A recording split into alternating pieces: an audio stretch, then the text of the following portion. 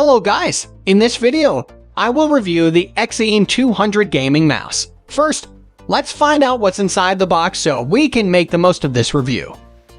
User manual, one magnetic back cover, and the EKSA EM200 gaming mouse. Let's take a closer look at the mouse. It has a very ergonomic shape. The mouse comes with two different panels. You can choose between a black panel and a white panel. The panel is magnetically attached to the mouse. You can remove it or put it back on easily. The weights can be installed inside the mouse. There are 6 slots where you can place the weights. If the weights are removed, the mouse weighs 91.8 grams. But if they are used, the mouse weighs 108 grams. Moreover, there are 7 buttons that can be programmed. The mouse also has a scroll wheel and 2 macro buttons on the side. Overall, it is a good mouse. The mouse has a good shape, and the buttons are easy to reach.